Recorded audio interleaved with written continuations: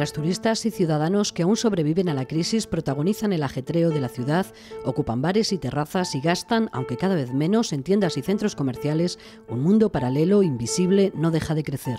De un día para otro, miles de personas desaparecen de las calles, de los centros de trabajo, y solo reaparecen de manera intermitente para hacer colas en el desempleo, en las oficinas de los bancos para tratar de salvar sus casas, en las ONGs para conseguir ayuda o en los comedores sociales. Las políticas neoliberales y los recortes sociales se han convertido en un agujero negro que todo lo succiona. En marzo de 2012, un grupo de mujeres iniciaba un taller de asesoramiento para la búsqueda de trabajo. Muchas lo están pasando realmente mal, muchas viven gracias a ayudas y bueno, la verdad es que ponen todo su empeño. Otra cosa es que luego el mercado laboral está como está. Participaban en el programa Dinamo Empleo, organizado por Comisiones Obreras de Madrid gracias a la financiación de la Comunidad de Madrid. Los centros integrados de empleo eran centros dedicados a informar, asesorar y proporcionar ofertas de trabajo a las personas desempleadas. Formaban una red de 24 centros en toda la Comunidad de Madrid. Comisiones Obreras gestionaba 6 de ellos y en estos 4 años ha ayudado a más de 16.000 personas. Todos estos recursos, así como los talleres de empleo y las escuelas taller, han desaparecido con los recortes del gobierno regional. La formación ha sido otro de los ejes de la acción sindical hacia las personas desempleadas y los trabajadores y trabajadoras en activo. En los últimos 4 años han pasado por las aulas de Comisiones Obreras de Madrid más de 87.000 personas. Hoy toda la red formativa ocupacional está en peligro. El gobierno regional del PP no sabe qué hacer con la Consejería de Empleo. Solo en los últimos 3 años ha cambiado 3 veces de nombre. Por el camino han desaparecido el Servicio Regional de Empleo, el Observatorio Regional de Empleo, 176 orientadores e intermediadores y la mayor parte de sus recursos. Los 508 millones presupuestados en 2011 para programas de empleo han quedado reducidos a 249 en los presupuestos para 2013. Nosotros lo que queremos es insertar a la gente, como es nuestro trabajo, dentro del mercado laboral, pero no disponemos ni de los medios ni de las personas suficientes para poder hacerlo. 6 millones de personas en España, 630.000 en la Comunidad de Madrid, viven en la angustia del paro, un 82% más que en 2008. El 50% de ellos son jóvenes. Casi 300 personas pierden cada día su puesto de trabajo. El 9% de los hogares madrileños tienen a todos sus miembros en paro y el 40% de las personas desempleadas ya no tienen prestaciones. Y bueno, por eso caí un poco en depresión, porque pensé que era algo momentáneo.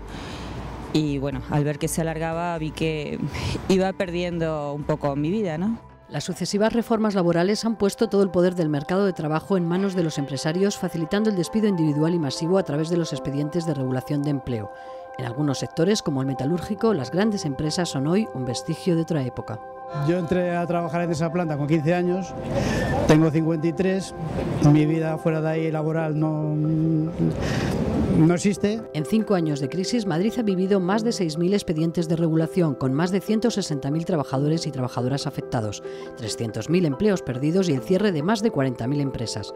La mitad de ellas en el sector de la construcción, un tsunami que se llevó por delante 135.000 empleos. Todas las semanas sigue entrando 1 o 2 ERES o 1 o 2 concursos en esta federación y por lo tanto son miles de empleos. Tenemos otra empresa que este es un caso desde el punto de vista que es Trimopal, que lleva 8 meses los trabajadores sin el juzgado haber aprobado todavía el concurso.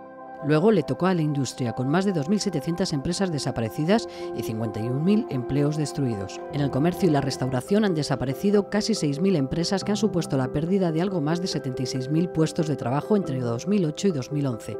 Con la reciente liberalización de horarios, los propios comerciantes minoristas auguran una pérdida en el sector de otros 40.000 puestos de trabajo. Y los trabajadores directamente están aguantando muchas situaciones precarias, estamos bajo mínimos en las plantillas y en cuanto te das de baja tanto pacientes laborales, te siguen despidiendo. La última reforma laboral, además, permite que por primera vez se puedan ejecutar expedientes de regulación en las administraciones públicas.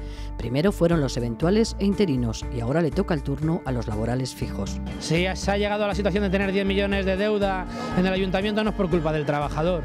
Y el problema de todo esto es que al final siempre sufrimos los mismos las consecuencias. Una agonía desoladora y la mayoría de las veces silenciosa o al menos sin testigos. Una agonía frente a la cual algunas plantillas siguen resistiendo.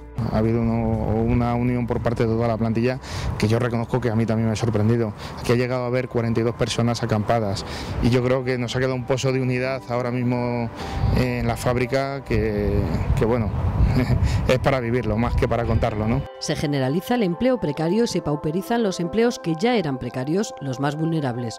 Los trabajadores y trabajadoras de contratas de las administraciones públicas son los más afectados. Algunas empresas con dificultades no pagan a sus empleados o plantean reducciones de salarios brutales, mientras, alegando que son servicios externalizados, las administraciones públicas se lavan las manos.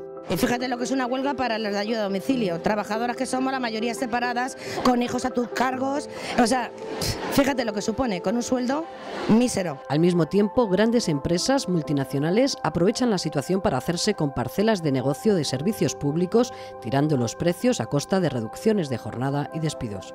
Se va a denunciar al Instituto Laboral, de hecho ya está en marcha, se denunciará a la Inspección de Trabajo y a todos los organismos que correspondan. El retraso en el cobro de las nóminas a veces durante meses se convierte en un callejón sin salida para muchos trabajadores y trabajadoras que ni cobran el paro ni su nómina y que además no pueden dejar de asistir a su trabajo ante el riesgo de ser despedidos. La ley nos obliga a trabajar, pero si no nos pagan, nadie hace nada. Como consecuencia, la pobreza alcanza ya el 16% de los madrileños, mientras el gobierno restringe el último salvavidas, la denominada renta mínima de inserción. Yo cobro 532 euros al mes para pagar el alquiler, para los gastos de la casa, para los 3 niños y para todo. Pues bien me ha ayudado mi hermana o mi madre, que nos pone el plato, pero muy mal. La pérdida de derechos se ha generalizado. La llamada conciliación de la vida laboral y familiar, que había empezado a formar parte de los derechos recogidos en los convenios, vuelve a ser un privilegio propio de trabajadores vagos y acomodaticios que no quieren sacrificarse. Pero vamos, el tema es que una vez que tú decides tener vida familiar, tu futuro en la empresa ya se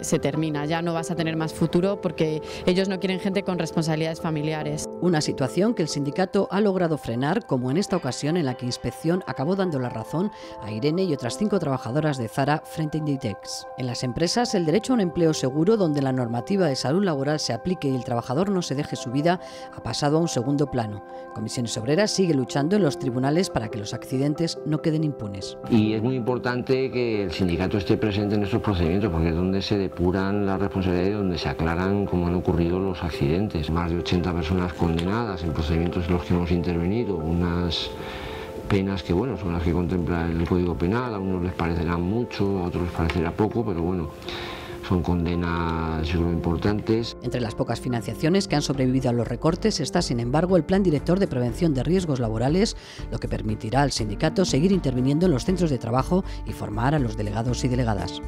En cuanto a los derechos sindicales ganados en las últimas décadas con tanto esfuerzo, vuelven a estar cuestionados. Sale el empresario con el Doberman famoso y bueno, pues nos amenazó con pegar los 2 tiros.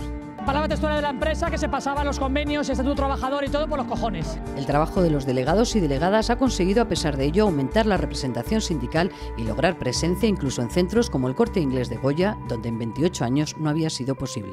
Con las últimas reformas laborales, los convenios han pasado a ser papel mojado, lo que supone para los representantes sindicales y para quienes desde la estructura les apoyan redoblar su labor. Bueno, para ellos la aplicación del convenio colectivo es un obstáculo muy grande para poder obtener beneficios en el mercado.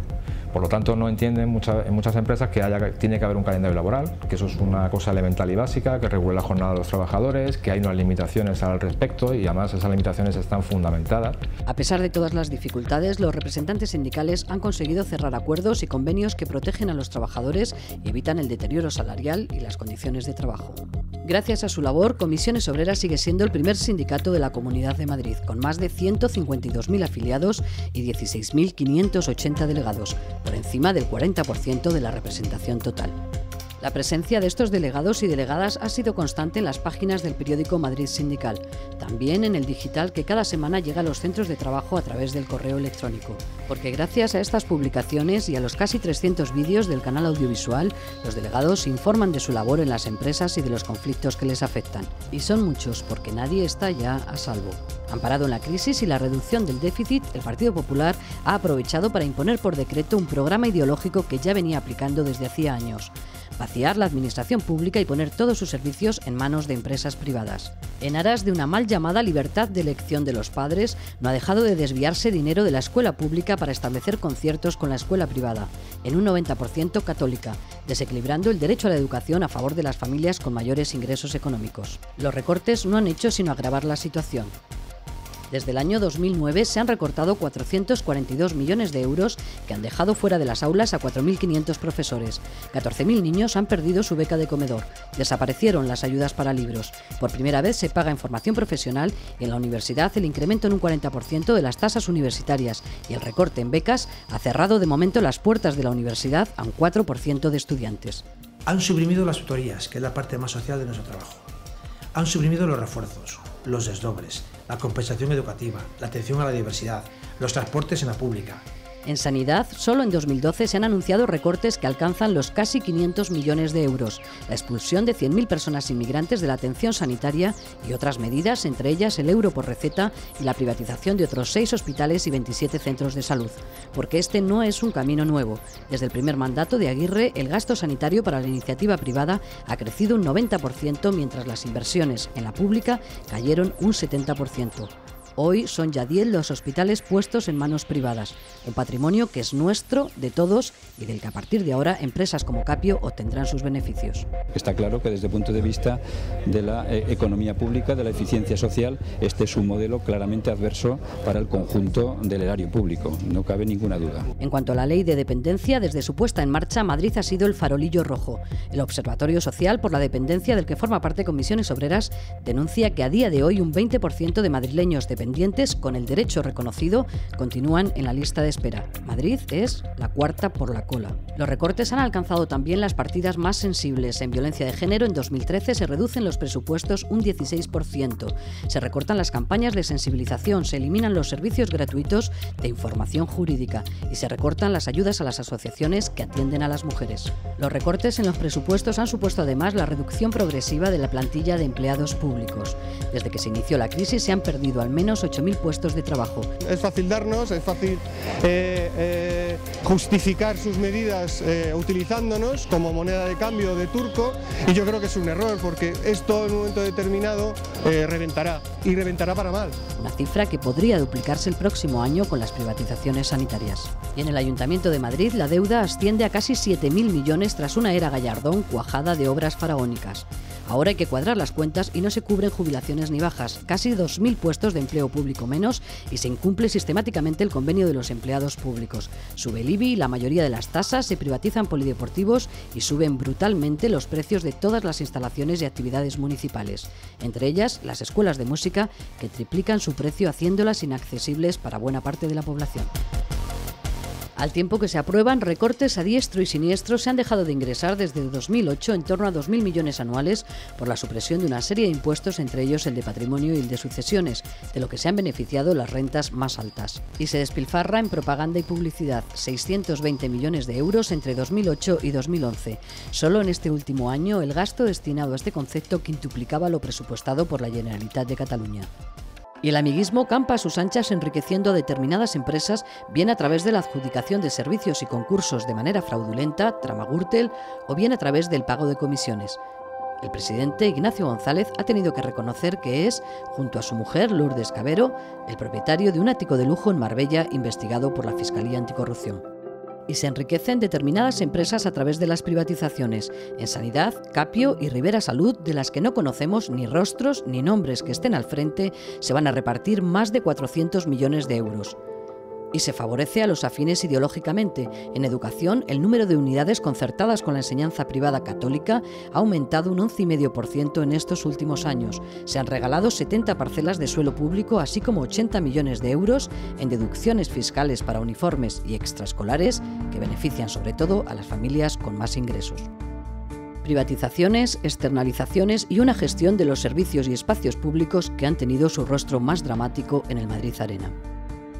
Una desarticulación de las políticas públicas, en definitiva, mientras se buscan las salidas en nuevos pelotazos.